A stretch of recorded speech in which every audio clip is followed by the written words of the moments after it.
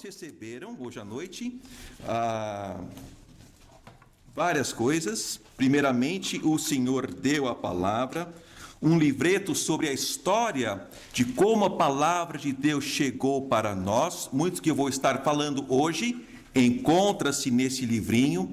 Nós vamos mostrar uma coisa muito importante aqui dentro, logo mais. Aqui também nós temos informação bibliográfica, então ela não é só informação, mas tem aonde essa informação está. Também eu passei para os irmãos um flyer que eu criei. Aqui nós temos o porquê que as pessoas amam a Bíblia Fiel, falando sobre a precisão, a fidelidade da Bíblia Fiel, um gráfico sobre como a Bíblia chegou até nós em português, desde o início da Reforma até hoje, e um pouquinho sobre a Trinitariana. Foi fundada lá em Londres em 1831 e continua, pela graça de Deus, publicando edições fiéis da Palavra de Deus. Estamos hoje em 5 países, a sede lá em Londres, estamos nos Estados Unidos, Canadá, Brasil, Nova Zelândia, Austrália, são as sedes que nós temos. E todas as edições, todas elas são fiéis ao texto Receptus, Massorético e todas as traduções formais. É o que nós vamos estar falando um pouquinho mais hoje à noite. Eu sou executivo da Sociedade Bíblica Trinitariana, meu mestrado foi em exposição bíblica, então eu amo a palavra de Deus. Vamos começar, nós temos também 2 apostilas, primeiro o Antigo Testamento e o Novo Testamento. Nós vamos começar com a primeira apostila, o Antigo Testamento.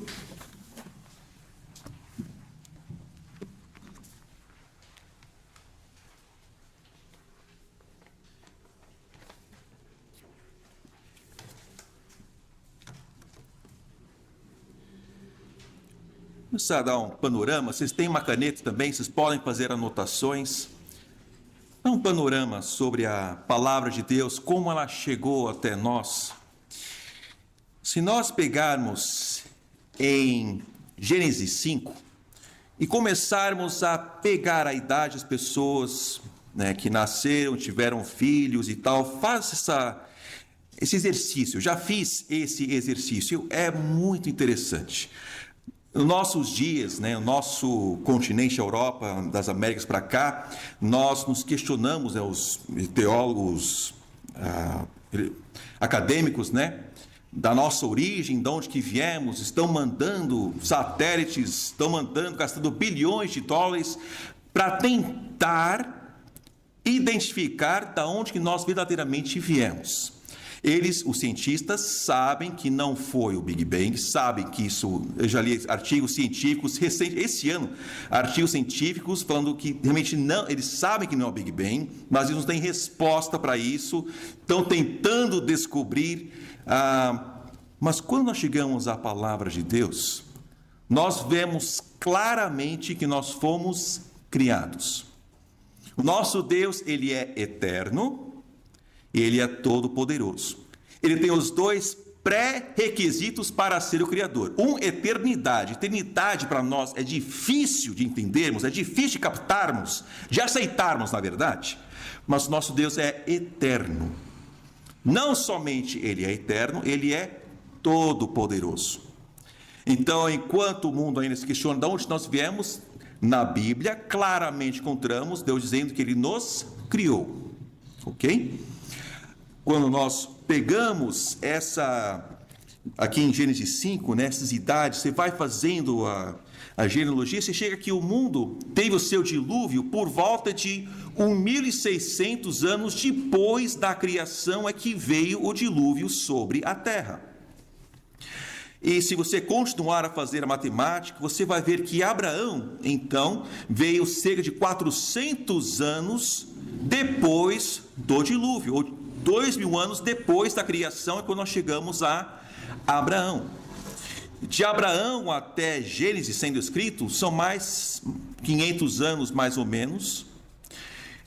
Entre Abraão e entre Moisés, Gênesis, é que nós encontramos o livro de Jó.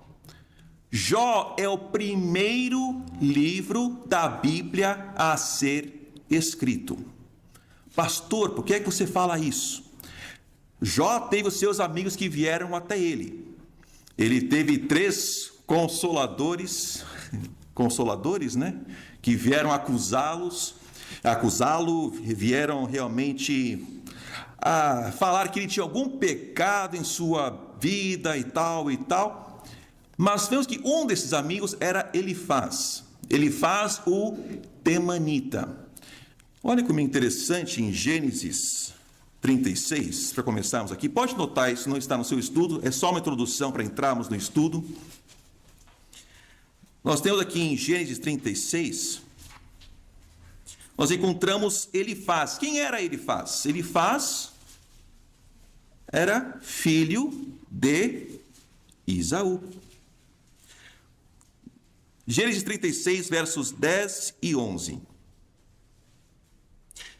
Estes são os nomes dos filhos de Esaú: Elifaz, filho de Ada, mulher de Esaú; Reuel, filho de Basemate, mulher de Esaú. E os filhos de Esaú, os filhos de Elifaz, foram Temá, Omar, Zefô, Gaetã e Kenaz. Qual o primeiro filho de Elifaz? Temã. Jó teve o seu amigo chegar até ele, Elifaz o temanita.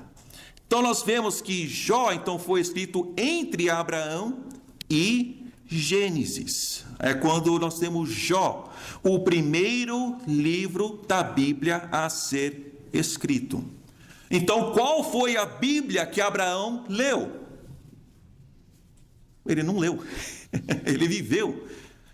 Nós encontramos que Deus falou com ele, Deus falou com Adão, Deus falou com Noé. Nós vemos como Deus se revelava, conheciam a história. Ao ler o livro de Jó, você vê que ele fala de Adão, fala de coisas incríveis, né? Coisas que na nossa mentalidade, né, não poderiam ter existido, mas existiam naquela época, até sabão, tudo isso, fala sobre isso em Jó. É um livro tão atual para os nossos dias. Agora, uma coisa muito importante: uma vez que a palavra de Deus é escrita para nós, a transmissão daquele livro não é mais oral, a transmissão é escrita. Ok? Jó foi o primeiro livro a ser escrito.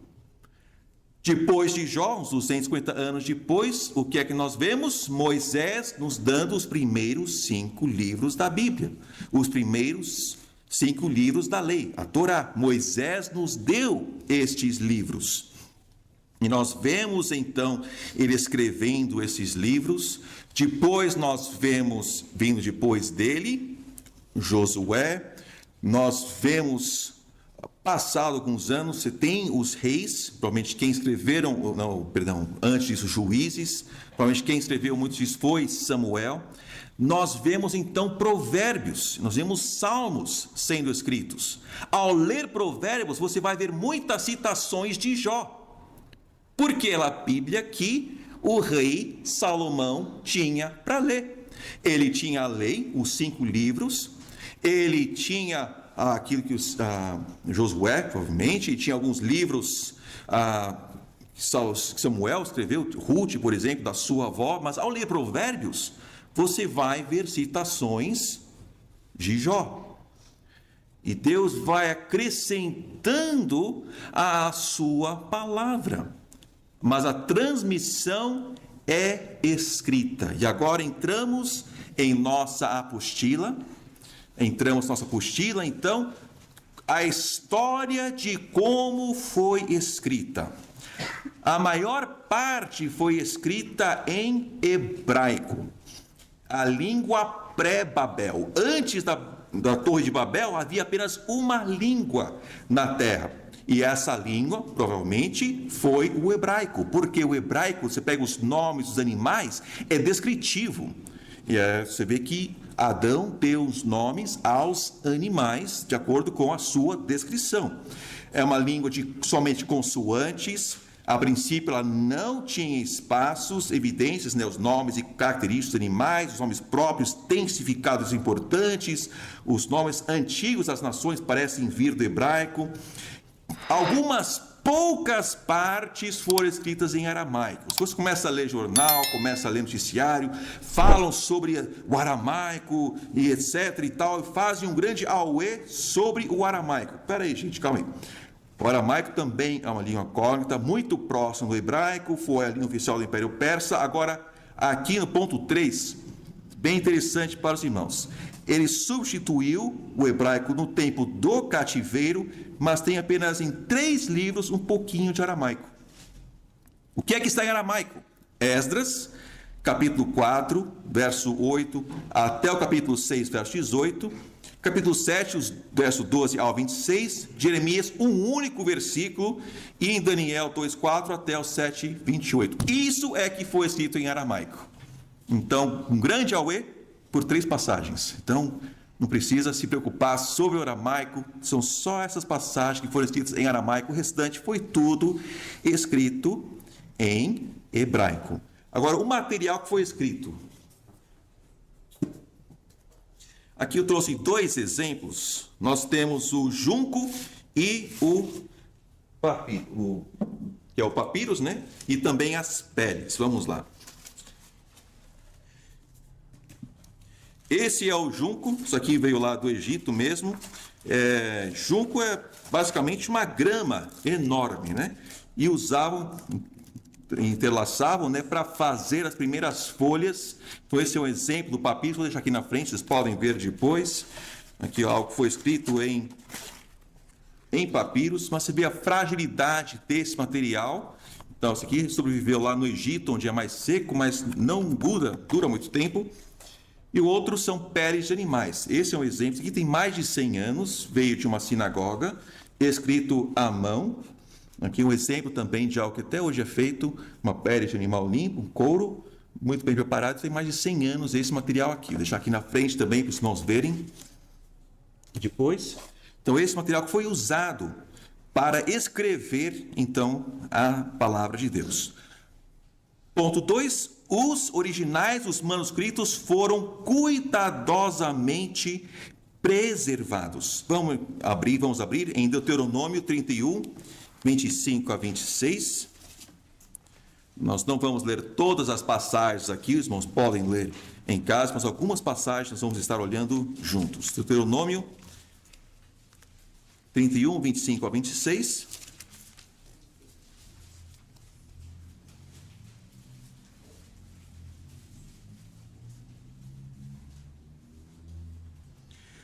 Diz assim: Moisés deu ordem aos levitas que levavam a arca da aliança do Senhor, dizendo: tomai este livro da lei e ponde-o ao lado da arca da aliança do Senhor vosso Deus, para que ali esteja por testemunha contra ti. Onde que era preservado então, lá no templo, era preservado no Santo dos Santos. Nós temos onde a palavra de Deus era guardada ao lado da arca, era realmente separado de todos os livros comuns, porque enxergavam na palavra de Deus como a autoridade divina. Assim diz o Senhor. Nós chegamos às cópias, tinham de fazer cópias, mas qual era o critério? Ainda em Deuteronômio, volta um pouquinho, Deuteronômio 17. Interessante, o povo de Israel quis um rei. O erro do povo de Israel não era querer um rei, mas era querer um rei igual às outras nações. Na lei já havia provisão para um rei, mas olha o que era para este rei fazer. Deuteronômio 17, começando no verso 18 ao 20, diz assim: será também que, quando se assentar sobre o trono do seu reino, então escreverá para si num livro um traslado desta lei, do original que está diante dos sacerdotes levitas, e o terá consigo, e nele lerá todos os dias da sua vida, para que aprenda a temer ao Senhor seu Deus, para guardar todas as palavras desta lei e estes estatutos para cumpri-los, para que o seu coração não se levante sobre os seus irmãos, e não se aparte do mandamento, nem para a direita, nem para a esquerda, para que prolongue os seus dias no seu reino, ele e seus filhos do meio de Israel. Quando Israel fosse ter um rei, era para este rei fazer uma cópia para si, para que pudesse ler a palavra de Deus, para aprender a temer ao Senhor. Então, era para ser feita uma cópia fiel. Ok? Então, nós temos aqui o critério das cópias. Quem fazia esse trabalho? Primeiramente, os trabalhos dos escribas, os soferim. Soferim quer dizer escrever. Nós vemos, então, esse trabalho sendo feito, mas os originais, quando falamos de manuscritos, isso se refere aos autógrafos. Vocês vão ver mais sobre isso à frente. Autógrafo não é só aquilo que você recebe de uma pessoa famosa. Na sexta série, eu estava na escola, veio um jogador de vôlei gigante. Todo mundo foi atrás dele querendo um autógrafo. Até eu peguei o autógrafo. Quando falamos sobre manuscritos, não estamos falando daquele autógrafo de uma pessoa famosa. Estamos falando dos originais. Aquele que Paulo escreveu, que Moisés escreveu. Aqui nós temos, então, a perda dos originais, a perda dos autógrafos. O que aconteceu? Israel foi levado cativo, depois Jerusalém foi levado cativo. Judá e Israel foram levados cativos. Nós temos a destruição do templo e as cópias foram levadas de lá. O templo foi destruído. Era lá que guardavam os originais, mas o templo foi destruído. Agora, no cativeiro, eles tiveram cópias da palavra de Deus. Por quê? Se você ler Daniel, você vê que ele entendeu que o tempo do cativeiro seria 70 anos. E aonde que ele viu isso? Ele leu isso lá em Isaías. Então, ele tinha uma cópia consigo. Ele leu Isaías. Sadraque, Mesaque, Abednego, seus 3 amigos, quando estiveram perante o rei, e o rei falou para eles se ajoelharem, negaram e disseram: o nosso Deus pode nos livrar desta fornalha. Aquilo foi dito na fé ou foi dito na crendice? Crendice é alguém disse, não sabe quem disse, mas você crê porque alguém disse. Isso é crendice. É diferente da nossa fé. Nossa fé é uma fé bíblica, fé baseada na palavra de Deus. Deus disse, portanto, eu creio. Lá em Isaías, novamente, diz: quando passardes pelo fogo, esses não lhe queimarão. Então, quando Sadraque, Mesaque e Abednego disseram que o nosso rei pode nos livrar, não foi só um otimismo, não foi uma crendice, foi fé baseada na palavra de Deus. Eles leram em Isaías que Deus poderia livrá-los das chamas, disseram aquilo na fé, na palavra de Deus, e Deus honrou a sua palavra. Voltaram no cativeiro e trouxeram consigo, então, os manuscritos também. Nós temos, então, a grande sinagoga sendo estabelecida. A grande assembleia ou a grande sinagoga, nós encontramos informação sobre isso no Talmud. Talmud são 15 volumes de tradições dos judeus, falam sobre isso. Foi formado por Esdras, de acordo com o Talmud, com o propósito de ensinar e interpretar a Torá. Uma das tarefas foi produzir um texto modelo do Antigo Testamento. Essa grande assembleia depois foi substituída por escolas especializadas de escribas, que eram os soferim. Virando a página. Agora vamos ver períodos de transmissão do Antigo Testamento até aos nossos dias, ok? Vamos lá. Período antes de 400 anos antes de Cristo. Nesse período não tem MSS conhecido. Pastor, o que é MSS? São manuscritos. Quando você trata da história dos manuscritos, MSS é a abreviação para manuscritos. MS manuscrito, MSS manuscritos, ok? Então não há manuscritos conhecidos antes de 400 anos antes de Cristo. Nesse período, você tem a mudança na escrita do hebraico e o estilo ainda é predominantemente consoantes. O hebraico não tem vogais. Pega o seu nome, para você ter uma ideia. Tira todas as vogais e junta tudo. Assim é o hebraico. Era escrito tudo junto, sem vogais, só consoantes. Então você tinha que ser um escriba para saber aonde dividir, aonde colocar as vogais. Mas o hebraico era escrito assim. Mas nesse período nós temos mudança, né, da escrita. Agora, de 400 anos antes de Cristo até 135 anos depois de Cristo. Esse é o período chamado proto-massorético, aquele período que vem antes dos massoretas, também chamado o período do manuscrito babilônico. Tem supostamente uma outra família, o manuscrito palestino, mas isso existe apenas nas mentes dos estudiosos, chamam de um elo perdido, mas isso não existe. Vamos lá. O que é que nós encontramos nas evidências? Nós temos um Pentateuco samaritano, que é um hebraico de circulação limitada. Nós encontramos aqui os rolos do Mar Morto, maior descoberta da história recente. Os rolos do Mar Morto. Então, nós vemos esses manuscritos, que é 60% proto-massorético, antes do período massorético, proto-LXX, que é a Septuaginta, e proto-samaritano, 20%. Nós vemos que aqueles manuscritos encontrados aqueles rolos lá no Mar Morto, aquilo provavelmente era uma genizá, que é o quê? É um arquivo, é um cemitério de manuscritos. Os judeus, eles têm as chamados genizás. A sua tradição era dos manuscritos no Talmud, era essa. Quando você faz uma nova cópia, a anterior ou você enterra ou você queima, você descarta a cópia anterior e fica só com a nova cópia.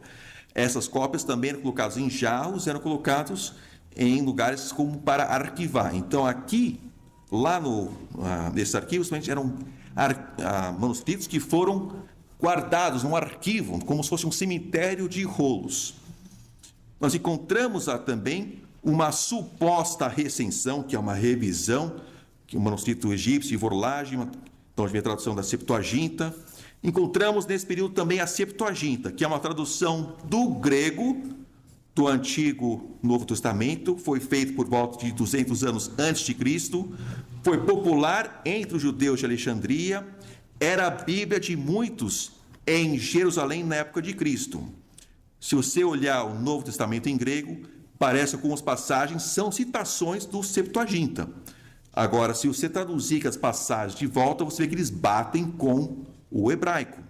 Então, aqui é uma coisa interessante. Está aqui no ponto 3, o ponto 4, quando citado a Septuaginta, a variação é muito pequena e nunca com referência ao sentido. Então, o texto ou uma tradução, quando é usada, ela tende a ser exato e confiável. Então, se você vai usar uma tradução ou parte de uma tradução, aquela parte tende a ser fiel.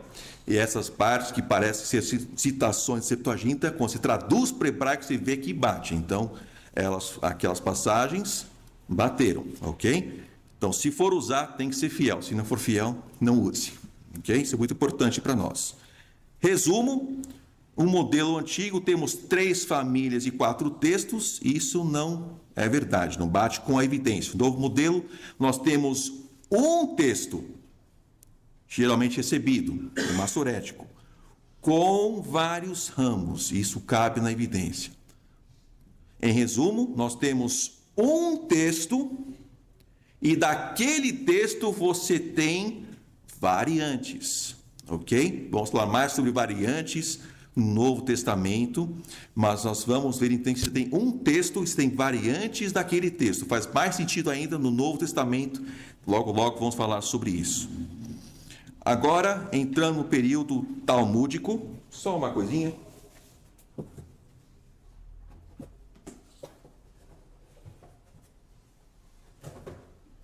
Se alguém quiser ver, eu tenho o Septuaginta aqui. Se alguém quiser dar uma olhadinha depois, fique à vontade. Período talmúdico, 135 a 500 anos depois de Cristo. Aqui nós temos os soferins, os copistas, né, que copiaram o texto. Eles tinham regras para copiar o texto. Algumas das regras tinham que ser peles de animais limpos. Cada pele tinha que conter o mesmo número de colunas. Não poderia haver menos de 48, nem mais que 60 linhas. Tinta preta preparada especialmente. Não escrever nenhuma palavra ou letra de memória. Se uma letra era omitida, inserida ou trocada, a página inteira era destruída. 3 erros numa página, o manuscrito inteiro era destruído. Eles tinham muito critério em fazer uma cópia. Eles preferiam morrer ao mudar uma palavra do texto. Nós temos então agora de 500 anos depois de Cristo até 1000 anos depois de Cristo, um outro período, o período dos massoréticos, ok? Os massoréticos, massorético quer dizer tradição. Eles copiaram o texto. Nós temos 2 academias, a Academia de Tiberíades, na costa do Mar da Galileia, e a Academia na Babilônica, ao leste. Eles estabeleceram regras detalhadas. Foram eles que introduziram os pontos de vogal, que fixaram os acentos, explicaram o significado das palavras, providenciaram leituras na margem, foram meticulosos. Por exemplo, no Aleph, a primeira letra do hebraico, ocorre 42.377 vezes, o B do Gimel, e seguiram as regras talmúdicas, que são as regras naqueles 15 volumes de traduções dos judeus. Tenho aqui uma cópia do hebraico. Então, você pode ver aqui o trabalho que eles fizeram. Separaram as palavras, não está mais tudo junto. Colocaram umas pontinhas, que são as vogais, para a pessoa saber como pronunciar, porque no hebraico não tem vogal, só tem consoantes. Colocaram então as pontinhas, separaram. Eles fizeram anotações nas margens, não mexiam no texto. Qualquer dúvida, colocavam nas margens, mas não mexiam no texto. O cuidado que eles tinham, gente, era enorme. Quando eles estavam copiando, quando chegavam ao nome de Deus, por exemplo, eles iam, se banhavam, tinha até uma espécie, um lugar para tipo um batismo, se entravam, se banhavam, saíam do outro lado, pegavam uma caneta nova, uma pluma nova, né, escreviam o nome de Deus e depois continuavam o seu trabalho. Toda vez que chegavam ao nome de Deus, faziam este ritual. A reverência que eles tinham ao fazer esse trabalho de copiar a palavra de Deus foi enorme. Maravilhoso o trabalho que fizeram. Nós temos então a propagação do texto massorético de 1000 anos depois de Cristo até a invenção da gráfica, os manuscritos da família Ben Asher, que é de 750 até 950 depois de Cristo. Nós temos aqui 2 códigos principais, o Códice Alepo e o Códice Leningrado. Esses são completos. Depois disso, nós temos mais de 3.000 manuscritos. Antes disso, nós não encontramos manuscritos em hebraico. Por quê?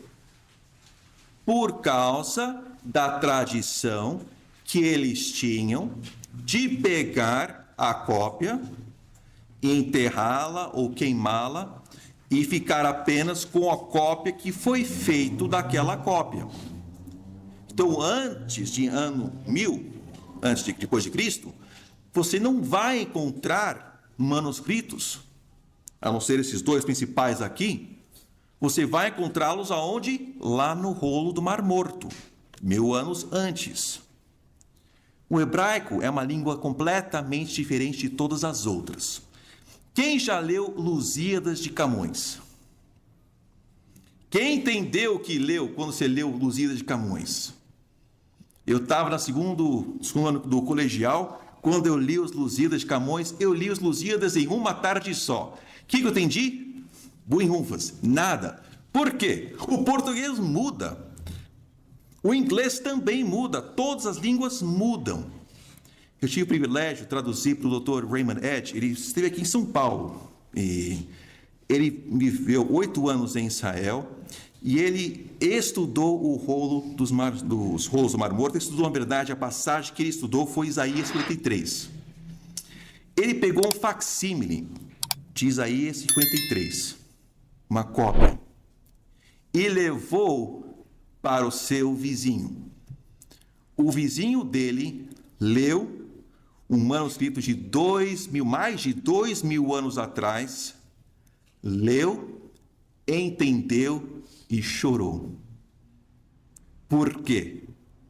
Aquele manuscrito de mais de 2.000 anos atrás bate perfeitamente com o que nós temos hoje.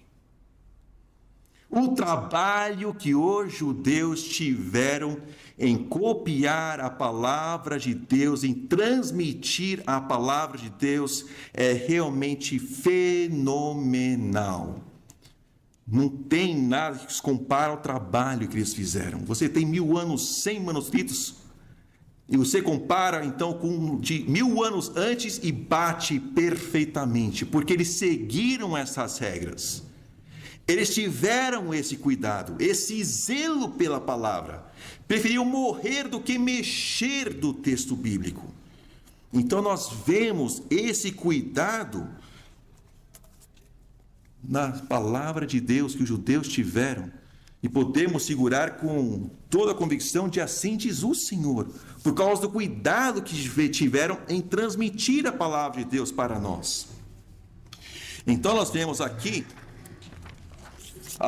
as edições impressas do hebraico.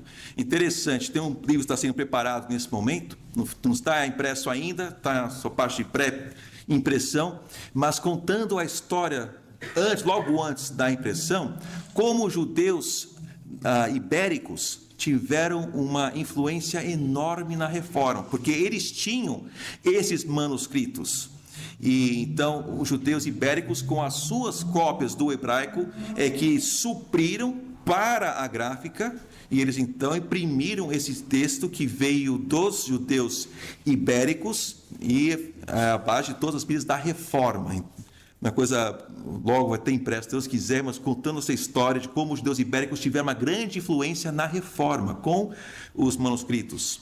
Mas nós temos aqui, então, as impressões do texto hebraico. Nós temos 1424/25 depois de Cristo ao presente. Nós temos as impressões das Bíblias hebraicas que prepararam o caminho. Tem Salmos, tem Pentateuco, as datas. Tem a Bíblia rabínica, 1516-17, a primeira Bíblia rabínica. Depois nós temos a segunda de Jacob Ben Haim. Nós temos então a Bíblia de Bomburg, que é o texto recebido, o texto recepto do Antigo Testamento. Tem as Bíblias hebraicas subsequentes, várias impressões, tem a São Esquito, tem a Bíblia Oxford, que é a última aqui, que é supostamente um texto crítico, um eclético.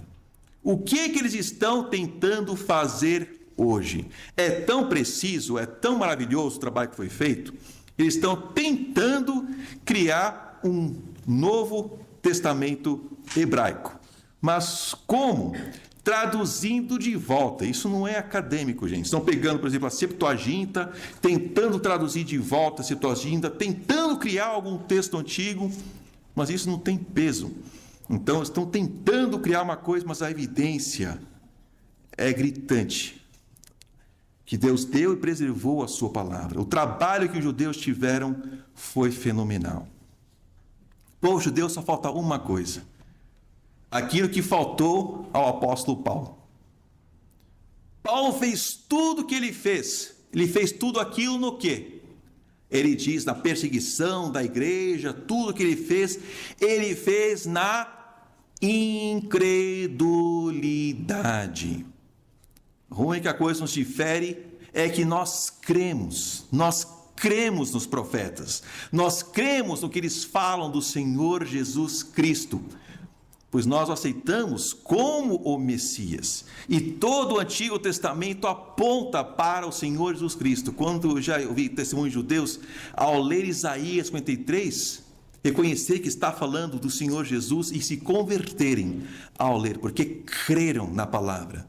Porque muitos rabínicos, os rabinos, quando ensinam, por exemplo, Isaías 53, falam que está falando da nação de Israel, etc. e tal, então não creem naquilo que eles têm. Tem um colega, ele foi fazer uma viagem missionária lá em Nova York durante as suas férias escolares e chegou até um judeu, estava com suas vestes, suas tranças e tal, foi puxar a conversa com ele, deu um folheto, e o judeu olhou para ele e falou: olha, fica tranquilo, eu não creio em Deus. Meu colega se assustou, mas como assim? Todas essas roupas? Falou: isso aqui é tradição, mas fique tranquilo, e não acredito em Deus. Então, eles têm a palavra, o problema é a falta de fé. Nós temos e cremos, e precisamos crer. Então, nós podemos segurar a palavra de Deus, a convicção de assim diz o Senhor. Esse é o Antigo Testamento, graças a Deus pelo trabalho que os judeus tiveram. Pena que no Novo Testamento tantos tentaram confundir tanto, mas daqui a pouquinho já vamos entrar e ver a transmissão do Novo Testamento.